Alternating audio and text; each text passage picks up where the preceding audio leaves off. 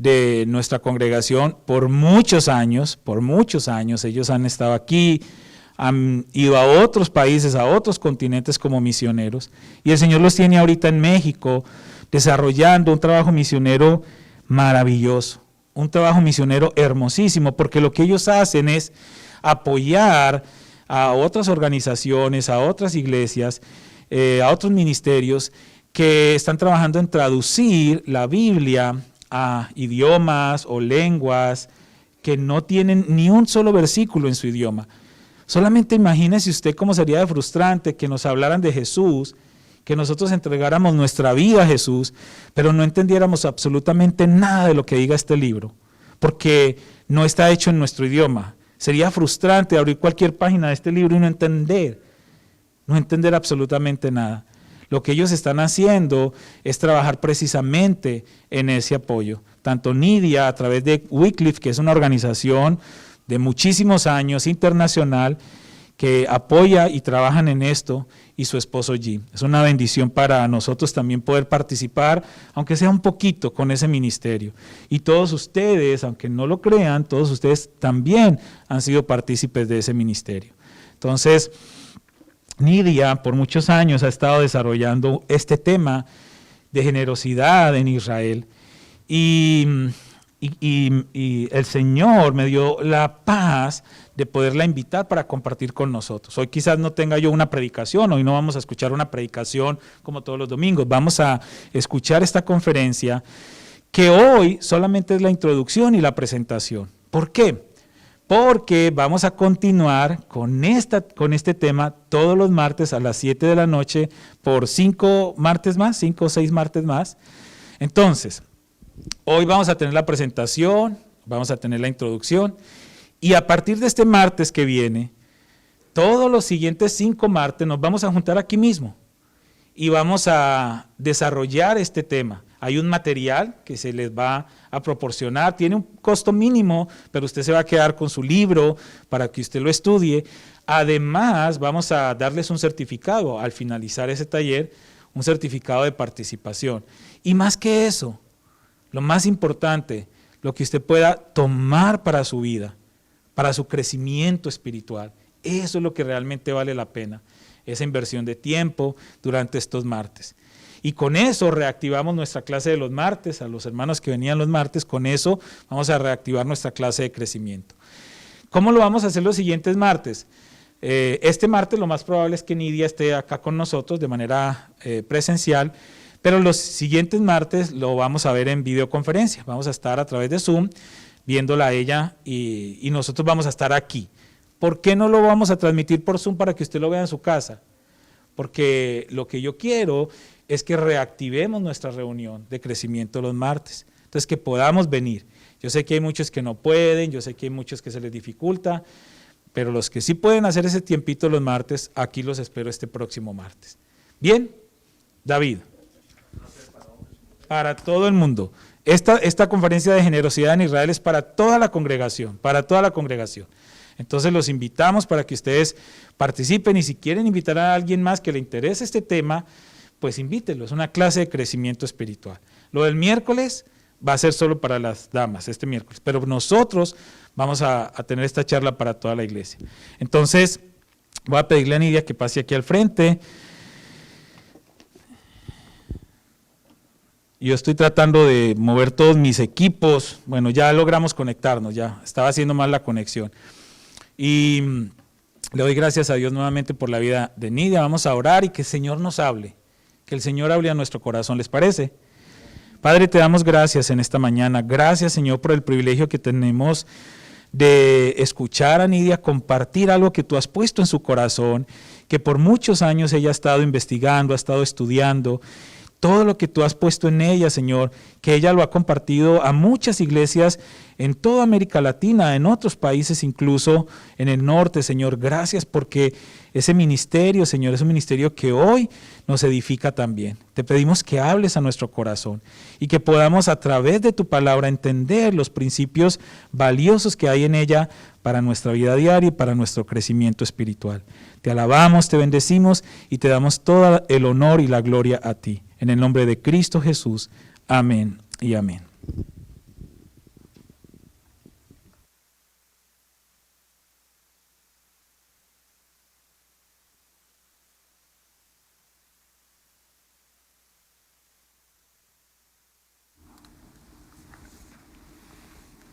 No sé si escucharon, le pregunté al pastor que si me podía quitar la mascarilla. Es muy complicado hablar y respirar, ¿no? Y me dio permiso, espero que esté bien con ustedes. Dios les bendiga, es un gusto estar con ustedes nuevamente, así como el pastor ha explicado. Esta iglesia nos ha dado también reconocimiento de dedicación a nuestros 3 hijos. Hemos guardado ese certificado. Fue por allá 1994, 95, de esos años estamos hablando. Y también nos dio un certificado de envío como misioneros en 1999, cuando nuestros hijos, más o menos como la edad de los niños de los hermanos, nos fuimos a Filipinas, a Indonesia, y bueno, ustedes nos enviaron con mucho cariño. Nos volvieron a reenviar hace 3 años, pero ya con el nido vacío, ¿verdad? Con mi esposo y conmigo, iba a decir, ¿con quién más? Estamos en Ciudad de México y muy contentos de poder seguir sirviendo a Dios en este ministerio que es traducción de la Biblia. Hace unos años compartí ese estudio en Perú con un grupo de indígenas de Perú. Y cuando compartía el estudio, se acercó una hermana indígena vestida con su atuendo indígena formal, muy bonito, muy colorido, descalza, pero con plumajes y exótico, todo así, chaquiras y todo. Me decía, qué bonitas historias, dice, y traía su Biblia en su idioma. Dice, pero esa historia no está en mi Biblia. Y yo, uy, ¿qué pasó? Y le digo, pero sí está en Éxodo. Abrimos su Biblia y efectivamente en la traducción, por alguna razón, algunas historias no se habían traducido y pasaba, por ejemplo, del capítulo 18 al 25 de Éxodo. Y bueno, muchas veces con el afán de poder ya imprimir y ofrecer las historias, el traductor lo hace, ¿verdad?, para al menos tener algo. Pero es cierto, algunas de estas historias, inclusive el Nuevo Testamento, de casi 7,000 idiomas que hay en el mundo, aproximadamente 700 Biblias completas solamente. Hagan las cuentas de todos los Antiguos Testamentos que no se han traducido. Es decir, que este estudio, las historias de este estudio no son conocidas, no son muy conocidas dentro de las comunidades indígenas. Y como dijo el pastor, este estudio lo he preparado, lo he ido estudiando en los últimos 10 años a raíz de cosas que iba escuchando dentro del liderazgo de la iglesia. Podemos imaginar casos reales en donde un joven, una señorita, una familia tienen el deseo de servir a Dios como misioneros y van al pastor, van a la iglesia, y el pastor o la iglesia les dice, no hay recursos, no hay dinero. Y eso lo iba escuchando, la dificultad que tenían los misioneros latinos para ir y servir a Dios. Y yo decía, pero ¿a qué se debe que estos pastores están diciendo que no hay recursos? Cuando sabemos que Dios es generoso y nos ha dado recursos. Y como dicen, para que no me contaran, yo empecé a estudiar en el Antiguo Testamento. Todavía no he concluido el estudio, me hace falta indagar más. Pero comencé con 3 historias que conocemos todos. Hay 3 historias en el Antiguo Testamento en donde vemos a toda la nación ofrendando. Y entonces, al leer esas historias, nos damos cuenta o nos ponemos a preguntarnos, ¿y cómo le hizo Moisés para que todos trajeran ofrenda voluntaria? ¿Y cómo le hizo David? ¿Y cómo le hizo Esdras? Para que llegaran así todos alegres. Hasta Moisés tuvo el gran problema de decirles, ya no traigan. Y entonces entramos a estas historias para ver qué es lo que Dios nos va a revelar, porque sabemos que toda la Escritura es inspirada por Dios, es respirada por Dios, es hablada por Dios. Y hoy vamos a dar la introducción de este estudio. Agradezco al pastor que nos da la oportunidad de compartir este seminario. En el último año he podido compartir este seminario a más de 500 personas, sea presencialmente, sea por Zoom. Dentro de 10 días voy a estar en Guatemala y cuando me conecte uno de esos martes voy a estar en Guatemala, precisamente compartiendo este estudio. Sociedades Bíblicas de Guatemala me ha invitado para compartir este estudio con pastores, iglesias de Guatemala, porque en Guatemala hay mucho trabajo también de traducción y les interesa que la iglesia participe en ofrendas. El estudio consiste en 40, es un estudio de más o menos 40 páginas. Si ustedes vienen el martes, ustedes van a poder ver este estudio impreso también. Ya he compartido el archivo con el pastor y lo van a tener disponible en papel. ¿Qué más? Bueno, espero que estén muy a la expectativa de lo que vamos a ir aprendiendo hoy. Y nuevamente gracias por la oportunidad que me dan.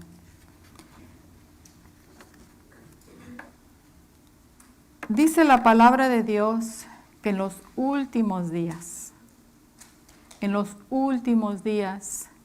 su Espíritu Santo, el Espíritu Santo que fue dado cuando Jesús ascendió para estar con la iglesia, el Espíritu Santo que iba a dar vida a la iglesia, que iba a dar la sabiduría, que iba a dar la inspiración, que iba a hacer que estos cuerpos mortales se llenaran de vida para entender los pensamientos de Dios. Y dice la palabra de Dios que en los últimos días este Espíritu Santo se iba a derramar, se iba a venir con plenitud, no iba a ser escaso, sino que se iba a derramar. Cuando un vaso se derrama, no se derrama gota por gota, se derrama todo. Y dice Joel 2:28, y ustedes pueden ir anotando, como es el tiempo breve en esta introducción. Normalmente la introducción la doy en 2 horas, pero hoy la voy a dar en media hora, así es que nos vamos a ir un poco rápido. Se va a derramar, pero ¿para qué se va a derramar el Espíritu Santo? ¿Solamente porque se quiere derramar? No. Se va a derramar sobre toda persona que sea fiel. ¿Para qué? Para que estas personas que sean halladas fieles puedan hablar, dice la palabra de Dios, profetizar. No sé si ustedes han tenido estudios sobre lo que significa profetizar. Profetizar, hay mucha falsa enseñanza sobre la profecía, mucha falsa enseñanza. Pero cuando decimos profecía, nos referimos al significado bíblico de decir, un profeta habla lo que Dios quiere que se diga.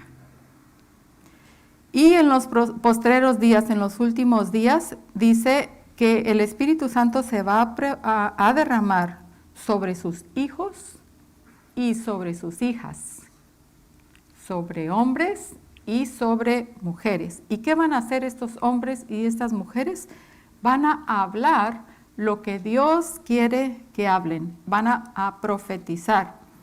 También los ancianos van a ver visiones, o los jóvenes van a ver visiones, y los ancianos van a tener sueños. Quiere decir que Dios va a estar activo por medio de su Espíritu Santo. ¿Para qué?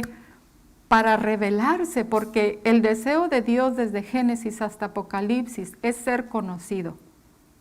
Es decirle al mundo, mira, yo soy todo amor, mira, quiero tener una relación contigo, quiero tener una comunión contigo.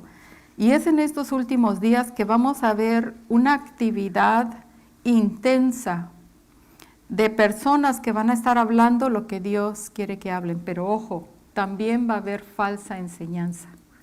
Y es por eso que nosotros, quienes tenemos la palabra de Dios, tenemos una obligación de conocer. Y es por eso que estos espacios en donde tenemos escuela dominical, estudios de los martes, etcétera, es para que nosotros podamos estudiar y que el Espíritu Santo nos enseñe, también por medio del don de la enseñanza. Bueno, digo esto como contexto de la introducción. Como ya expliqué, ¿por qué este estudio? Porque hay mucha falsa enseñanza, ¿verdad? Hay personas que están dejando de ir a la iglesia porque los temas del dinero no se están enseñando correctamente y también hay abusos dentro de la iglesia. Y nos inquieta que hay personas que hoy dicen, yo ya no voy a X o Y iglesia porque ahí solamente quieren mi dinero, ¿verdad? Y no sé cuántos de ustedes hayan tenido algunas malas experiencias. Yo, por ejemplo, he escuchado recientemente enseñanzas falsas. ¿Por qué? Porque necesitamos poder detectar. Si yo le digo a usted, este anillo es de plata, ¿cómo va a saber usted que este anillo es de plata? Solamente cuando usted sabe lo que la plata hace y no hace. Así es la verdad de Dios. ¿Cómo vamos a poder conocer la verdad o detectar la mentira? Cuando conocemos la verdad. Hablar de tema de dinero es un tema que está en la palabra de Dios, pero hay que hablarlo correctamente, hay que explicarlo correctamente. Y esto es lo que este estudio pretende. Este estudio nace de la necesidad por explorar las condiciones bajo las cuales se dieron las ofrendas generosas en el pueblo de Israel. Examina 3 grandes historias de generosidad que se detallan en el Antiguo Testamento, centradas alrededor de la construcción del tabernáculo en el libro de Éxodo, la construcción del primer templo por medio de David y Salomón y la reconstrucción de este templo que es también conocido como el segundo templo bajo el liderazgo de Esdras y Nehemías. Examinar estas historias nos permite considerar la importancia de una ofrenda colectiva. No fue una ofrenda individual de solamente una persona, fueron ofrendas colectivas. Y aunque hay otros pasajes en el Antiguo Testamento que hablan de una generosidad individual, lo que estamos buscando es cómo se dieron estas ofrendas colectivas. En estas historias vamos a ver principios ricos en administración, en una generosidad colectiva. ¿Qué aprendemos sobre la mayordomía? Y estas se dan solamente en un ambiente de santidad y temor reverente. ¿Por qué? Porque el enfoque era preparar la morada de Dios, donde Dios dijo que quería habitar. Pero Dios habita en un lugar físico. Por otro lado, Dios dice, yo habito en todas partes. Sin embargo, en estas historias, lo que estamos viendo es un simbolismo de lo que se habría de revelar en el Nuevo Testamento. El simbolismo es Dios se acerca y se revela al ser humano y le dice, yo soy el Dios de los dioses y yo quiero estar contigo. Ese es el corazón de este estudio, el deseo de Dios de habitar en medio de nosotros. Cuando Juan escribe, y aquí vamos a conectar con el Nuevo Testamento, ¿cómo empieza Juan? Y habitó entre nosotros. Habitó entre nosotros es la misma palabra que se usa para tabernáculo en el Antiguo Testamento, solamente que en las traducciones ya no lo vemos. Cuando Jesús toma forma de ser humano y habita en nosotros, dice, hizo su tabernáculo en nosotros y le vimos. En el Antiguo Testamento, y aquí no sé cuántos de ustedes han oído el término de revelación progresiva. Lo que a Abraham se le fue revelado, o a Moisés se le fue revelado, o a Daniel, por ejemplo, en la profecía de las 70 semanas, dice un pasaje de Daniel, Daniel no entendía algunas cosas. Daniel, ¿saben qué fue lo que no entendió de esa visión? La salvación de los gentiles. Él no entendió eso. Era demasiado para su mente, porque en su humanidad ellos creían que solo Israel era el pueblo escogido, y lo que Daniel no entendió era la salvación de nosotros.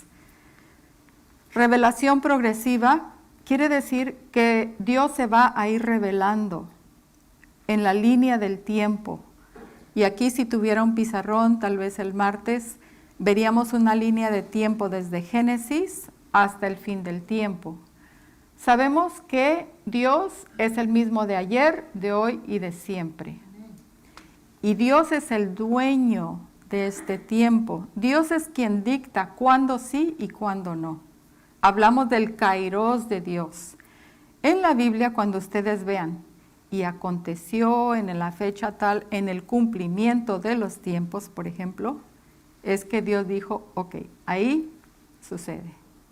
Y entonces, ver esta historia en cuestión de la cronología, de la línea del tiempo, es importante, porque Dios va a ser el dueño de esta línea de tiempo, y nosotros estamos hoy en esa línea de tiempo. Por eso mencioné en los postreros días. Dios es quien va a decir, hasta aquí, se acaba. Mientras hay una actividad intencional de parte de Dios de querer ser conocido. Bueno, la línea del tiempo, Dios se revela pero no todos entienden lo que está sucediendo. Bueno, espero que estén conmigo. Ofrendas generosas, ¿cómo se dan? ¿Por qué se dan? Y vino todo varón a quien su corazón estimuló, y a todo aquel a quien su espíritu le dio voluntad, con ofrenda a Jehová para la obra del tabernáculo de reunión y para toda su obra. Vinieron así hombres como mujeres, todos los voluntarios de corazón. Todos trajeron ofrenda voluntaria a Jehová. Luego el rey David se dirigió a toda la asamblea y dijo, mi hijo Salomón, a quien Dios evidentemente ha elegido para ser el siguiente rey de Israel, es aún joven y sin experiencia. El trabajo que él tiene por delante es enorme, porque el templo que construirá no es para simples mortales, es para el Señor Dios. Usando cada recurso a mi alcance, he reunido todo lo que pude para construir el templo de mi Dios. Así que hay suficiente oro, plata, bronce, oro y madera, al igual que grandes cantidades de ónice y de otras joyas costosas, y todo tipo de piedras finas y mármol. Ahora, debido a la devoción que tengo por el templo de mi Dios, entrego todos mis propios tesoros de oro y de plata para ayudar en la construcción. Esto es, además de los materiales de construcción que ya he reunido para su santo templo. Dono más de 102 toneladas de oro de Ofir y 238 toneladas de plata refinada para recubrir las paredes de los edificios y para que los demás trabajos en oro y plata que harán los artesanos. Ahora bien, ¿quiénes de ustedes seguirán mi ejemplo y hoy darán ofrendas al Señor? Entonces los jefes de familia, los jefes de las tribus de Israel, los generales y capitanes del ejército y todos los funcionarios administrativos del rey, todos ofrendaron voluntariamente. Para la construcción del templo de Dios donaron alrededor de 170 toneladas de plata, 612 toneladas de bronce y 3.400 toneladas de hierro.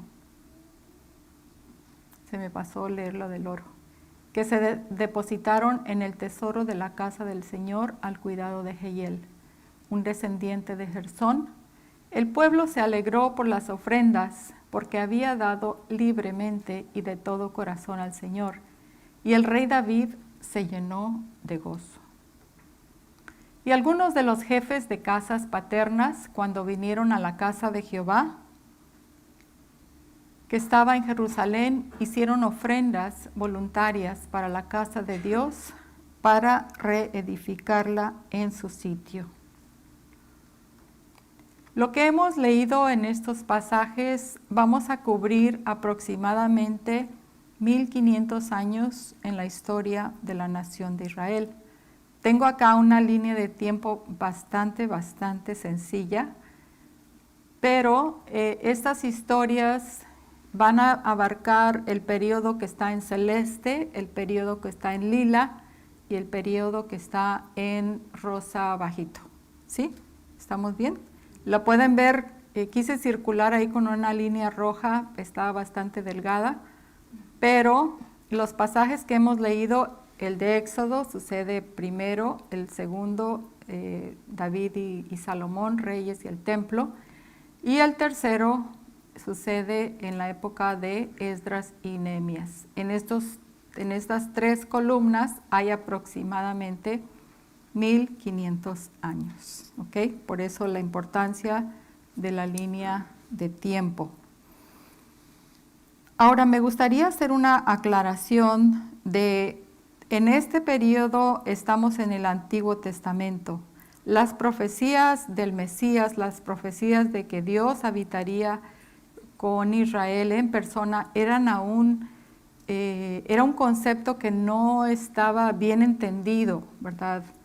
Eso es lo que se refiere a la revelación progresiva, pero todo lo que está sucediendo en el Antiguo Testamento era un simbolismo, era un prototipo de lo que iba a suceder en el Nuevo Testamento. Por eso la importancia de ver quiénes en el Nuevo Testamento han mencionado el Antiguo Testamento. Cuando Jesús lee las Escrituras, ¿qué escrituras está leyendo? Está leyendo el Antiguo Testamento y dice, hoy se ha cumplido esa profecía. Esto es para conectar la enseñanza del Antiguo Testamento con el Nuevo Testamento. Por lo tanto, cuando nosotros vamos a entrar a este estudio, nosotros nos vamos a transportar a ese momento en la historia, cuando estaban al pie del Sinaí. ¿Qué era lo que entendían? ¿Qué era lo que vivían? Y eso nos va a permitir ver a Moisés, ver a Aarón, ver a todos como si hoy los estuviéramos viendo y ver qué nos pueden enseñar. Menciono eso, ¿por qué? Porque en el Nuevo Testamento, ¿recuerdan quién fue el primer mártir? ¿Quién fue el primero? Esteban. ¿Y por qué es apedreado? ¿Por qué es muerto? ¿Por qué lo empiezan a odiar? ¿Verdad? ¿Por qué? Porque Esteban estaba diciendo que Dios ya no iba a habitar en ese templo que veneraban. El problema que Esteban pone de relieve en esa predicación, porque él está frente al sumo sacerdote, estoy leyendo en una historia de Hechos 7 y 17, es que los referentes espirituales de Israel, los fariseos, se habían concentrado tanto en la verdad de que el Señor había prometido favorecer al templo físico, con su presencia, y limitaban al Altísimo a ese edificio. Y lo que era peor, habían llegado a reverenciar, fíjense, más el edificio que a aquel. para quien había sido construido. Se habían reemplazado la importancia. Pensaban que Dios estaba en ese templo y Dios desde cuándo que había dicho, no, eso es solamente un simbolismo. Esto los incapacitó para reconocer y recibir a Jesús manifestado en carne. Cuando llegó Dios a habitar entre ellos, no lo reconocieron.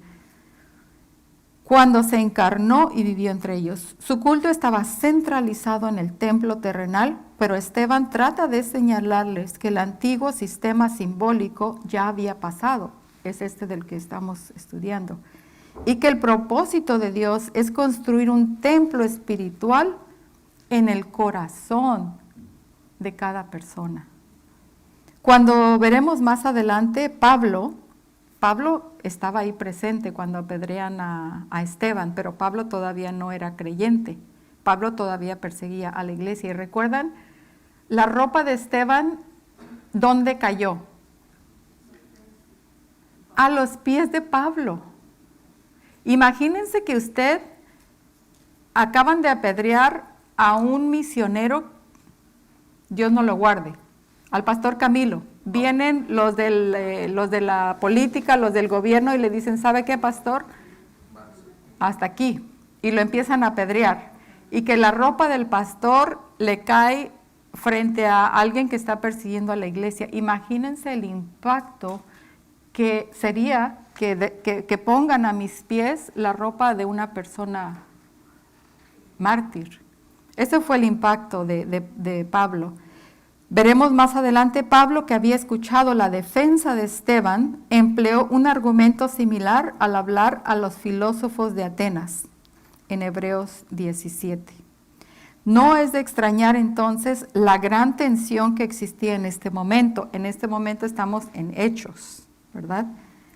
El tabernáculo del testimonio tenía varios propósitos. El templo, el tabernáculo del Antiguo Testamento. Primero, que el pueblo entendiera que había una dimensión de la santidad de Dios que es inaccesible. A Dios nadie le puede ver. A Dios nadie le puede ver. Solamente nuestro espíritu en santidad, Dios se va a revelar a nosotros. Por lo tanto, el templo iba a simbolizar la presencia de Dios, pero ¿sabes qué? No me puedes ver, porque yo soy santo, ¿verdad? Y por eso estaba el lugar santísimo, y se tenían que hacer sacrificios. Y que los sacrificios eran indispensables para perdonar al hombre y poder acercarse a Dios. El primer templo sería una ilustración de todo aquello que el Mesías sería y haría. Dios hablaba desde el templo, pero fíjense, no estaba limitado a ese lugar, pues Dios mismo caminaba con ellos, los cubría con su nube. En cambio, la diferencia de los pueblos paganos, como la cultura de Babilonia o los egipcios, que tenían muchas deidades, y vamos a estar viendo esto en la primera parte, tenían aproximadamente los egipcios 1500 dioses. Ninguno de estos dioses se iba a revelar al ser humano y decir, yo quiero estar contigo. Sí, estos dioses lo que iban a exigir era distancia, tú allá y yo acá. Pero Dios, el Dios de Dios, viene y dice, no, yo soy el Dios de dioses y yo quiero estar contigo. ¿Ven la gran diferencia? La tienda de la alianza también era símbolo del pueblo escogido y señal de unidad para todo el que quisiera ser parte de aquella iglesia que peregrinara en el desierto. Este estudio tiene como introducción hemos identificado 4 verdades centrales.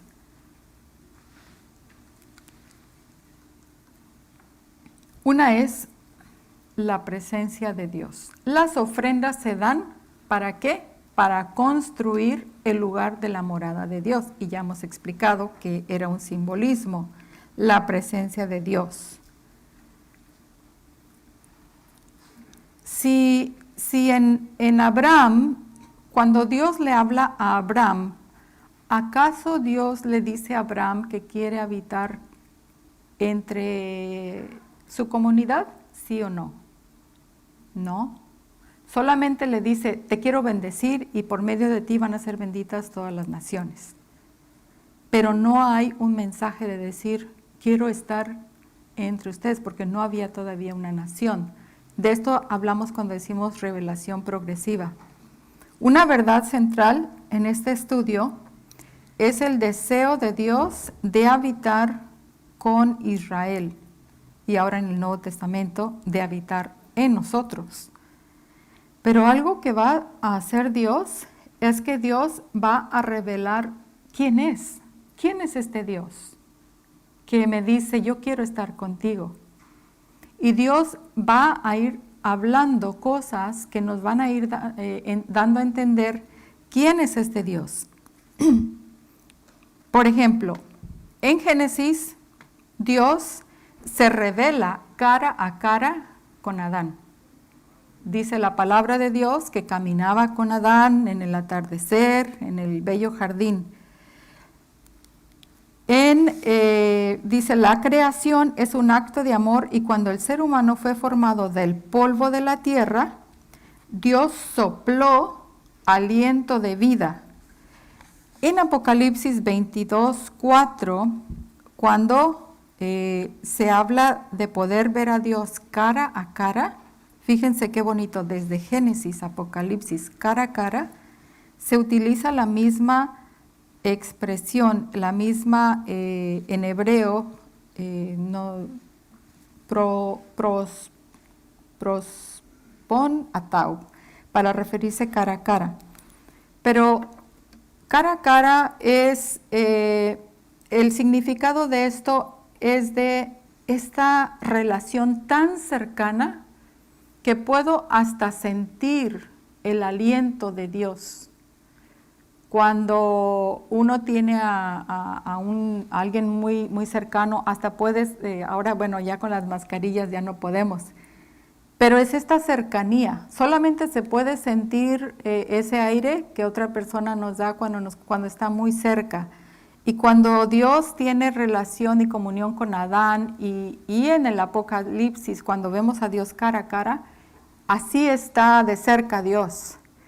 Y a esa relación nos referimos cuando decimos Dios se revela al ser humano y dice yo quiero estar contigo. Ahora, esto ya en sí es bastante profundo. Es bastante profundo y a veces entre más pensamos, menos entendemos. Me estás diciendo que el creador de las galaxias, el creador que hizo mi cuerpo, el creador que le da vida a todo, a las flores, ¿es el Dios que no puede vivir sin mí?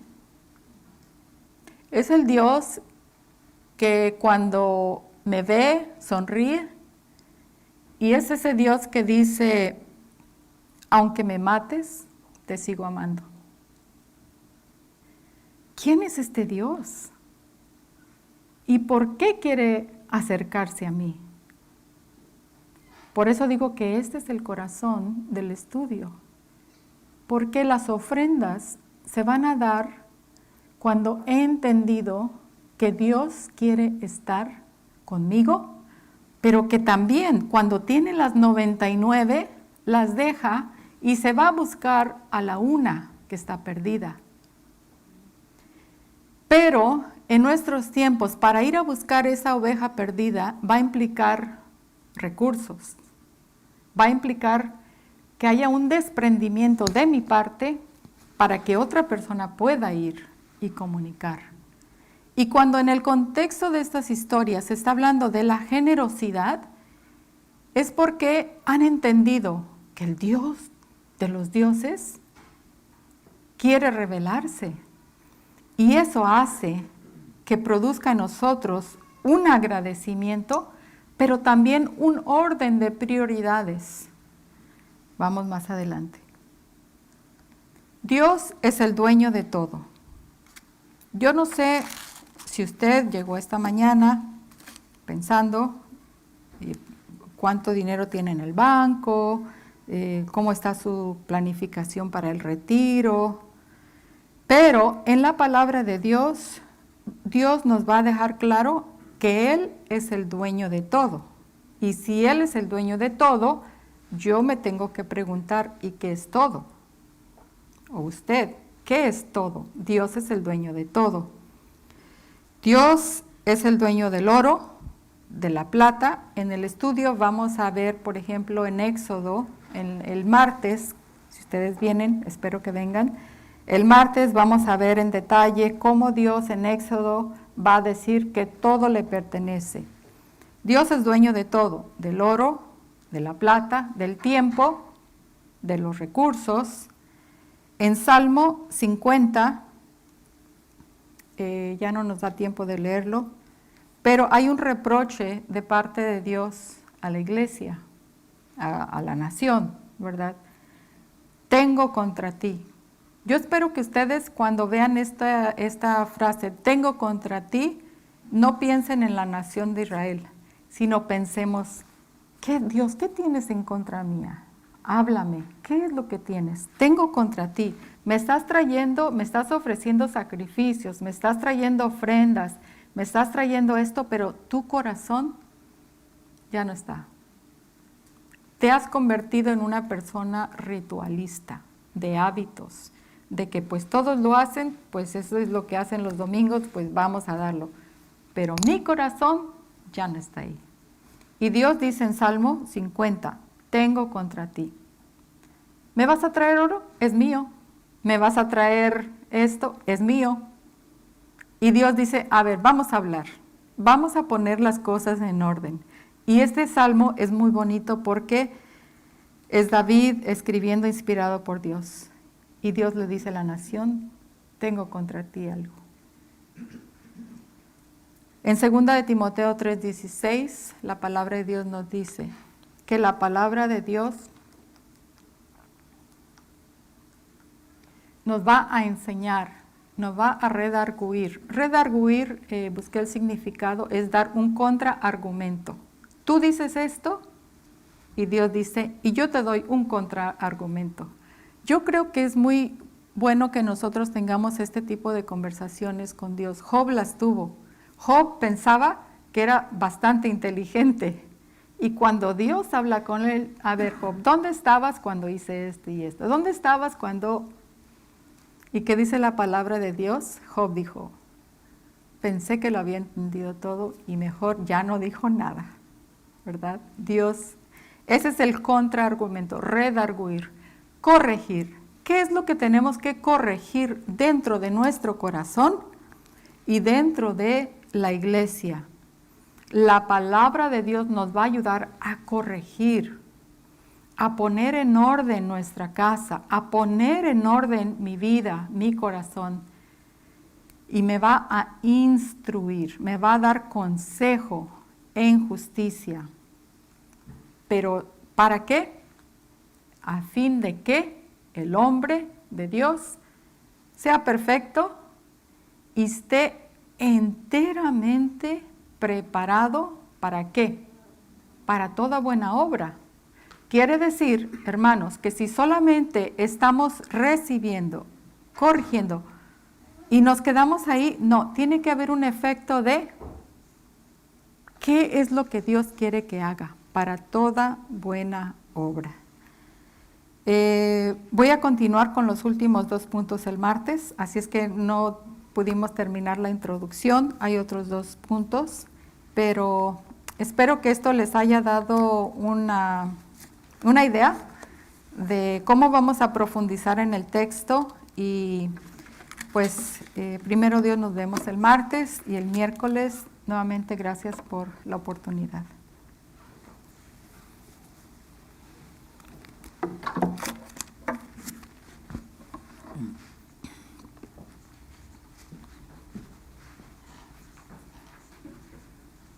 No, termine, no importa, yo aguanto un poquito, ahorita voy, pero nosotros como iglesia siempre hemos aprendido a ser respetuosos y cuando nos tomamos un tiempito, que sea un tiempito prudente, pero ¿saben qué es lo mejor? Yo siempre he sido convencido de esto.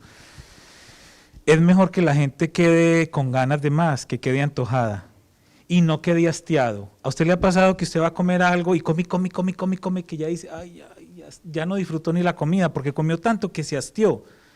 Es mejor quedar con ganas. Entonces, para los que nos quieran acompañar este martes, pues vamos a disfrutar el resto, porque yo quedé de verdad, ¿y qué más? ¿Y qué más? Entonces el martes los espero, pero por si algún motivo usted no puede estar el martes y dice, bueno, pero lo que ella dijo, pues ¿qué? O sea, ¿qué me voy a llevar? Nidia nos dijo algo importante. Dios, el Rey de Reyes y Señor de Señores, el Creador de todo lo que existe, se interesa en usted y quiere tener una relación personal con usted.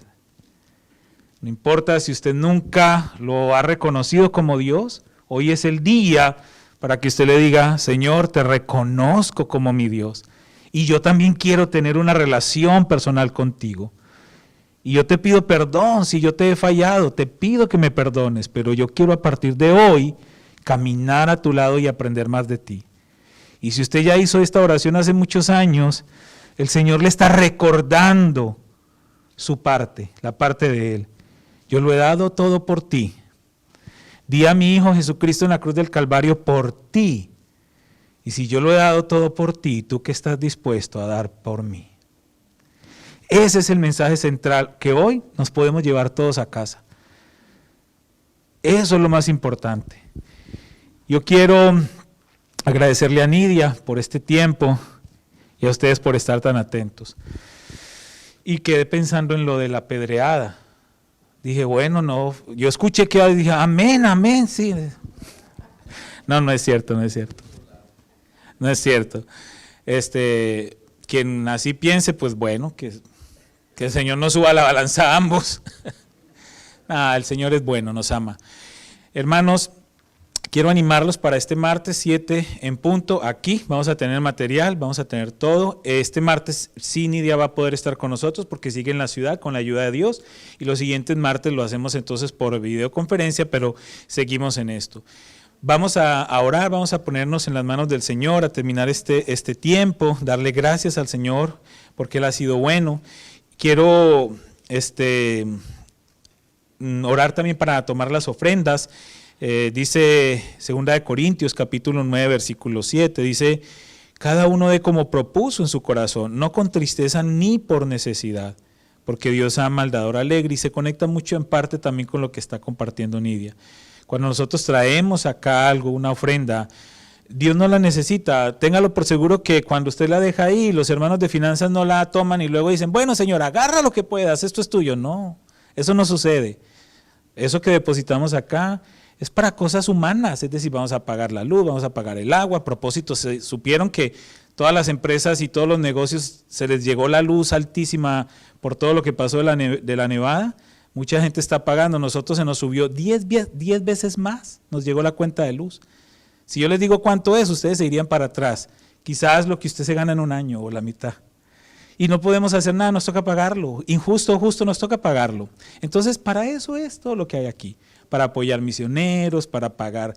Ya se los he explicado muchas veces. No vamos a ponerle misterio a eso. Por eso participamos de corazón, con gratitud al Señor. Vamos a orar. Padre, te damos gracias en esta mañana, bueno, en esta tarde. Ya, gracias, Señor. Gracias porque hoy hemos experimentado muchas cosas maravillosas para todos nosotros. Hemos podido ver cómo aún familias reconocen tu poder y tu soberanía, cómo familias como la familia Teruel presentan a sus hijos delante de ti en reconocimiento de que tú eres Dios, de que tú eres soberano. Eso nos alegra el corazón. Nos alegra el corazón ver cómo estos niños los podemos presentar delante de ti con ese compromiso de instruirlos en tus caminos, y cuando vengan esos tiempos de duda, cuando vengan esos tiempos de ataques con todas las mentiras que nos rodean en esta sociedad actual, nuestros hijos puedan estar cubiertos por ese compromiso que hicimos como el que hicieron ellos hoy, para guiar a su niña y a sus otros hijos en tus caminos. Eso fue algo maravilloso que impactó nuestro corazón en esta mañana. Pero también, Señor, lo que Nidia nos compartía de que tú, siendo el Rey de Reyes y el Señor de Señores, el Creador de todo lo que existe, se interese en nosotros y haya entregado a su propio Hijo en sacrificio para perdonar nuestros pecados y de esa manera abrir ese acceso que estuvo negado por siglos, abrirlo completamente para que nosotros hoy podamos tener acceso a ti, sencillamente orando y reconociéndote. Gracias, porque eso definitivamente es el regalo más grande que podemos recibir. Gracias Dios por todo lo que eres para nosotros y por todo lo que haces. Y nosotros, Señor, queremos ser fieles a ti y solamente a ti. Gracias, Señor, porque en esa fidelidad tenemos la libertad, el privilegio, la gran oportunidad de poder aportar también de lo que tú nos das para el sostén de la obra, para el engrandecimiento de la obra y para la continuidad de la obra. Gracias por ello, Señor. Hoy te alabamos y te bendecimos a ti. Y te pido, Señor, una bendición especial para todos y cada uno de mis hermanos y hermanas presentes, aquellos que nos están viendo también a través de las redes sociales, Señor. Una bendición especial. En el nombre de Cristo Jesús. Amén y amén. Hermanos, vamos a habilitar también la puerta de allá hoy, porque la hermana Nidia trajo un material sobre el ministerio de ella y de su esposo Jim, y tiene también algunas cositas que ella consigue con los indígenas con los que ellos trabajan, un material muy bonito, unos mandilitos, unas cositas que podemos ayudar comprando algo, y eso ayuda a ese ministerio. Entonces bendice también esas mujeres que trabajan con esas artesanías, y Nidia es como una embajadora también de ellas, y vamos a apoyarles en oración, por supuesto. Y también tomemos ese material, tienen algunos folletos, algo informativo de lo que ellos hacen, llévelo para que usted tenga ese compromiso delante del Señor de estar orando por este ministerio. Un abrazo, hermanos, que el Señor los bendiga, los quiero mucho, y nos vemos entonces este martes con la ayuda de Dios. Gracias, Dios les bendiga.